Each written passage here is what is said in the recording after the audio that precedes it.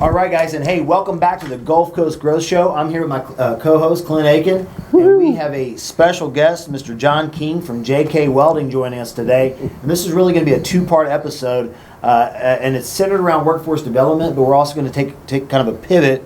And the reason being is because we want to share the story of really a guy who started sweeping a warehouse floor, and then from there, going to work for the man, and then going out and starting his own company. After being fired by the man. Yeah, he beat him to the punch. But and so it's exciting when you get a chance to really hear somebody who's gone from start to finish, meaning they've been in the trenches doing the work, now they're creating jobs, and now they've even taken it a step further, and they're creating opportunities for the next generation of trades and craft opportunities here in Houston, or really across Texas, is my understanding. So with that being said, John, we're glad to have you today.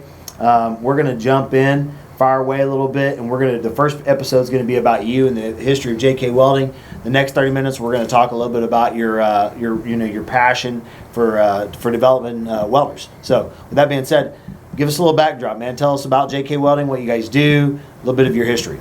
Well, first of all, I'd like to appreciate the fact that you guys invited me over and be a part of this show.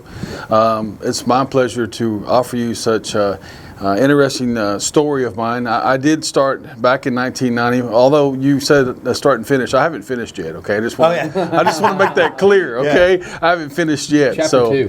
Chapter 2. Yeah, we're still going. Yeah, we're proceeding on, man. So we're moving forward. But thank you again for having me on the show. I really appreciate it. So JK Welding was developed in 2003 just as a part-time gig. You know, I have a very good but bad habit, and it's a lot of habit a lot of guys have, which is hunting and fishing, you know. Yeah. When I went down to one income, I had no way to support that habit. So I love welding so much, something I love to do, but yet make money at it on the side while working a full-time job. I did that, you know. Okay. So it generated some extra cash so I could go hunting and fishing, you know. But in 2005, we moved on. I had created so much work on the side, I couldn't even hold down my full-time job anymore. So I was burning a candle at both ends, as you would say, right? And I couldn't hang after a year and a half, man. I couldn't hang no more. You know, I was working 16, 20 hours a day, every day. And so I decided to quit my job. Wow. Yeah. Now, you have an interesting story about how you quit your job. Yeah, I was at Cameron Iron Works, which is Wyman Gordon off 290, and you know, finally I went in one day and just closed the door. My boss was like, "Uh-oh." I'm like, "Yep, it's that time." He's like, "I knew it was coming."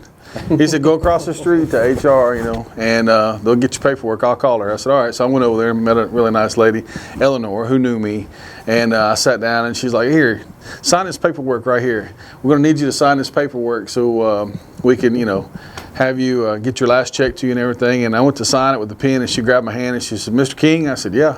She said, "It's a good thing you're quitting today." I said, "Why is that?" She goes, "I was supposed to fire you at 2 o'clock. And I looked at her, I didn't say anything. I smiled at her. I think she was wanting a response, and she got one.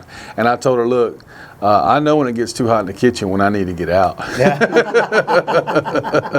So I moved on from there and started my business. I went and rented a little shop, and which I already had you know, a couple guys working for me as I was working full time. I had my own welding rig. I started buying welding machines, you know, and stuff like that, and I just started generating more people and more work, and then moved to a bigger shop. And then things progressed on from there. You know, just did some milestone projects that we had done. In 2008, I rebuilt Kemah Boardwalk after Hurricane Ike came through and just demolished the coastline of Texas, you know. Wow. And I did that work for Tillman Fertitta and ADB Construction. We helped rebuild the boardwalk and all the restaurants down there. So done a lot of work down there, and we've moved on to a lot of other projects and a lot of great milestones, you know. Fantastic. Yeah. One thing that first of all, my first question is, how hot does a kitchen have to be for a welder to actually realize it's hot? That's a figure of speech, Jason. Come on. That's a hot kitchen, man. Because, you know it is. Yeah, because for us non-trades guys, about how hot is it? And like when you go into work, when you guys are welding, about how hot is it in your shop? Well, it's a lot cooler. It's like 25 to 30 degrees cooler than outside during the summer. Okay. Yeah. Because my shop is heavily insulated. Okay, got it. So insulation doesn't only keep the cold out, as we have recently experienced a lot of with the cold. Yeah. Right. Everybody's screaming insulation, but in the summertime, it's just as valuable, man. Nice. It could be 105 outside. You go in my shop and it's like 85 degrees. You know, it's nice. Yeah. Wow. I mean, don't get me wrong. Now, you still sweat your butt off. I don't think your garage probably felt that. No, it was not, because anytime you have a building with a door on one end, there's no circulation, you know. Yeah. And that was my garage, which I started in when I was making cowboy furniture and horse gates and cattle guards and stuff and all that kind of. I used to work for a lot of horse doctors, you know. But then my first actual shop was still the same way. It had a door on one end, and the shop was not insulated at all. In fact, it was hotter inside the shop than it was outside. Yeah. You know, because that tent is just heating up in the summer. So. I've been to those. Yeah. Yeah, they're crazy, man. Hey, but you got to start somewhere, you Absolutely. know? Yeah. You don't start out on the top, or you don't start halfway. You start on the bottom, you know? Right. So give us some backdrop. So did you go to welding school? No. Or did you just self-taught? No, everything is self-taught. You know, welding schools weren't around very much back then. You know, you didn't really hear about it. You know, at least I didn't anyway. Right. So the normal way that you would go to quote-unquote welding school is go in the shop and ask some senior old man to help teach you, and most of the time he would say, hell no, I ain't teaching you, you know, because he's afraid you go to quick step his butt and get his job, Yeah, you know. right. When you start stepping on the turf of these senior guys, you know, at these jobs, you know, it's just like anyone else, and it's always been like that, you know. Some of them may have a tendency to teach you and some of them won't, you know. Or they'll look at you if you screw up something too, right? Oh, yeah. Who taught you how to do that? Yeah. Chuck did. Yeah. Well, I'm going to teach that guy. He don't know you're responsible for that. Yeah, exactly. They do that too. They do. Yeah, and on the back half of the episode, we're going to talk a lot about how that's changing these days. It is. A little bit more of a downline, It a is. top line, essentially for. So I worked in a weld shop off Harrisburg, near the Maxwell Coffee House that used to be there, years ago. Now I'm showing you my age, Jason, but. But no, I worked in a shop full of Hispanics and Latinos, and I was the only white guy there. And I was sweeping floors, and I took an interest to welding and fabrication. I started first learning how to run the track torch, then started learning how to weld, and then I started getting in these tanks and these scrubbers and all these kind of bag houses and welding and stuff. And then that's how I just started learning, and I took a knack to it, you know. It seemed as though I had a kind of a natural knack for it, you know. So I really enjoyed it, and I still do today. Now that natural knack has shifted into more of an art form, I guess, these days. Right? Well, so, we've seen. I guess tell us a little bit about some of. I mean, it started out with gates and grills and things like that, and then into an industrial perspective. Tell us about some of the really neat projects that you've worked on. It has developed into more than cattle guards or horse gates. Yes, it has. Although we'll still do that. Right. Because JK Welding is a custom fabrication shop. I don't know of many other companies that do all the things that we do. People ask me all the time, what sets you apart from everyone else? So we're able to design and do it on the fly, do it quickly, do it right. We're able to offer the full fabrication for coating, galvanizing, freight, delivery, and installation. And we can do that for carbon, aluminum, stainless, pipe, and structural. Oh, wow. So we try to hit it all cylinders across the board. A lot of people have to deal with several invoices and several different companies to do all that. We try to put it all in one package, you know. Nice. Along with our creativeness and our will and our drive and our confidence to be able to do things.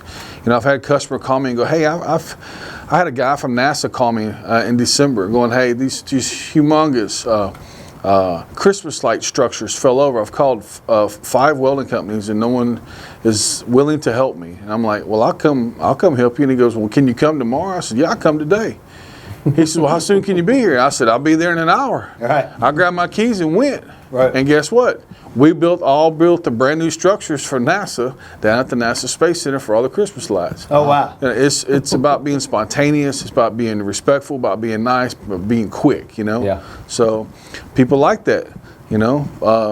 So today, when you talk about design, build, and a lot of this stuff where you're actually actively involved in it, I don't imagine you're not on a rig working these days? I would imagine you have a team working for you. I do. So I have 4 mobile welding rigs, and each welding rig can consist of multiple welding machines on one rig. Okay. So I usually can constantly employ anywhere between 30 to 50 employees. Oh, wow. At JK Welding. But that varies because based upon the workload. Sure. If it's early, if it's in the middle of a COVID crisis, we're probably at 25, or 20. We get skinny, we trim the fat like everyone else. But here it is, March 2nd, 2021, and things have really turned for us, and we're really busy right now. So, in the last 2 weeks, we've hired about 15 more guys. Oh, congratulations. Yeah. That's Well, great thank you. news. Thank you. Yeah. I hope everything's picking up for everyone, and everyone's able to do that. Now, when you talk about your role, I mean, you ran down there, jumped into this project, and what I'm trying to do is get these. We would hope that our audience we do a lot of work in workforce development. We spend a lot of energy with CMEF and a bunch of different organizations centered around how do we take kids from these schools and get them educated about the opportunities that exist out there. And I think when they hear this trade job, that here's a guy sitting in front of us who wanted to hunt and fish and fund that, and now he creates jobs and gets to hunt and fish, has his own hunting show and fish show. But it's great to be able to have someone that they can inspire to say, well, I could do that. So now tell us the day in the life of John King now. So you were sweeping you were sweeping a warehouse. Shop floor in the 90s. Yeah, in the 90s. Yeah. Then you turn around and you're building stuff at night because you have a passion for it. Right. Maybe selling some work for your friends. Fast forward, you get a job, you do some really big jobs, and now you're on podcast, you're running a bunch of different stuff. What's it like being an owner in this industry? What's the day in the life of John King? Over the course of a week, really. To me, it's exciting. It's just as fun now as it was before because I love my story. I love what I've done. I love where I've been, but I also like helping people out. So the day of John King, typically, moving straight forward. I come into the office and quote some jobs, or I make sure that the guys that quote for me have plenty to do as far as quoting jobs. If I've gotten some, I issue it to them, making sure that the bills are paid and the checks are cleared, and talking to accounting and for any HR issues and that kind of stuff.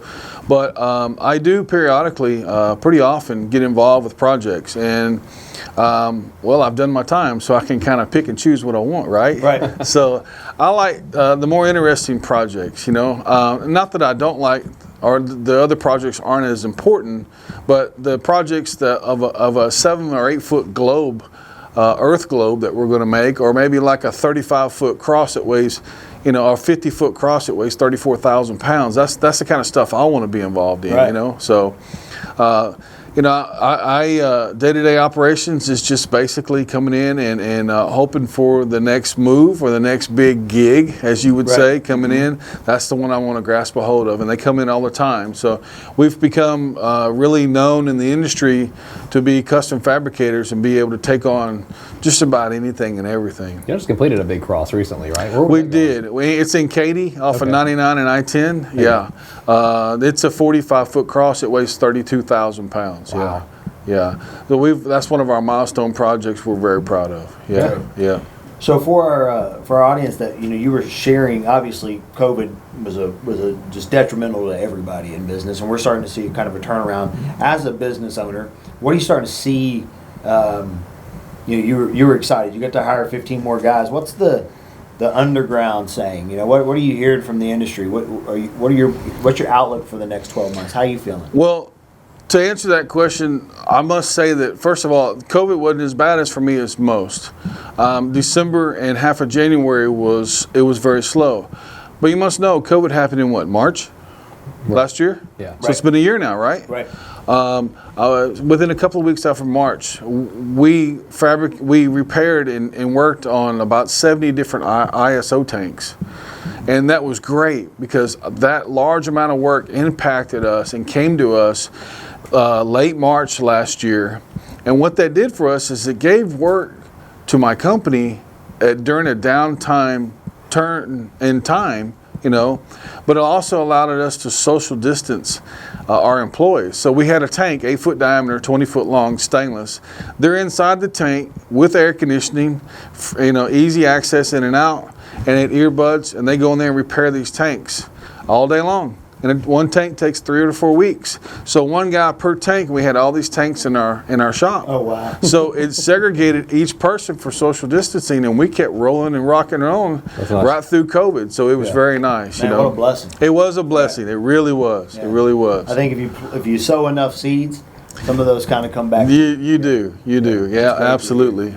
But as far as my outlook and my opinion on the future, look, a lot of people don't know this, but I'm not a political guy. Right. Okay, I'm not at all. I didn't even watch the news in 20 years. Okay. So,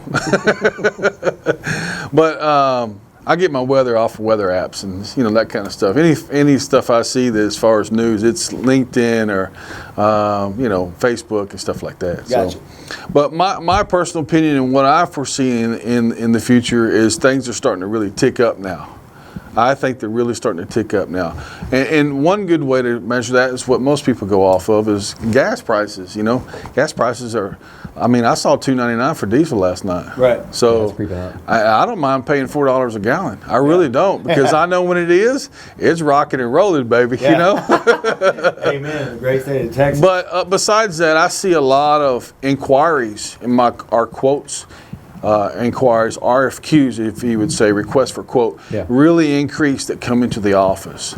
Right. Yeah. Well, that's a good sign. So for most financial indicators, usually we consider it when I'm looking at it from an economic perspective, if there's lots of RFQs coming into guys like you, that means there's work that's being created. That's right. And that usually means it's a positive forecast. So if people are building, money's being spent. Yeah. People aren't building. Exactly. Money's not being spent. And when I see some of these RFQs related to some of my customers' names, I haven't heard from them since last March or April. And all of a sudden, I got to inquire. I need 10 skids. I need 10 40-foot skids. And I'm like, okay. Yeah. Things are ticking. Things are coming along. Water's starting to warm up, so that's good. That's good. We like warm water. That's right. Yeah, we like warm water. Unless you're in the swimming pool, then you usually feel pretty uncomfortable with the warm water. Well, depends if there's an ice and snowstorm outside. Well, look, we're gonna thank you for sharing the story. I want to take this moment to pause, shift gears. And I got an important question first. Oh yeah, please. Because it's a welding question. Yeah. Sure. Red or blue? Red. Red, yeah. So, okay. So, for those of you... wait a minute. Are we talking about politics? No. Welding machines. So, for those of you who don't know... Blue is Miller. Red is Lincoln. Yeah. And every welder has a preference. Blue. There you go. Yeah. All right. So, he went blue. It is blue. However, I do have my own welding rig at home. It's a 1948 Ford. And in the bed of it is a 1954 Lincoln. That's totally refurbished. That goes to all the welding. Nice. Competitions. Yeah. So I am a blue-red guy. Okay, fair enough. That's pretty cool. Yeah. Yeah, that's something that the little fancy guy in the sport coat's going to have to ask questions about later on. I'm like, whoa. Don't forget about the other company I own as well, Trails West Gate Company. It's a very unique gate company. You can look that up at trailswestgateco.com. You can check it on TikTok. You can check it out on Instagram, all that kind of stuff. So don't forget about that. Very unique gate company's been around for 30 years. Fantastic. Yeah. That's all I gate that you just did recently with the Longhorns and the Indian feathers and. Oh, that's the TikTok gate. Yeah. So we posted our first. We posted our first video on TikTok yesterday, and it got 180,000 views. Yeah. And over 600 comments. Yeah. Yeah, and over 5 RFQ inquiries off of it. So hey guys, if you ain't doing TikTok, you better get to ticking and talking real quick. Hey, that's a free marketing tip for all the business. There you go, right there. From John King. 5 RFQs, 108,000 views from his TikTok. So get to ticking and talking. So we want to thank you. We are not on TikTok yet. We'll have to bring that up for the podcast. Perhaps Clint and I can get a TikTok station. Yeah. That being said, you can follow us on LinkedIn.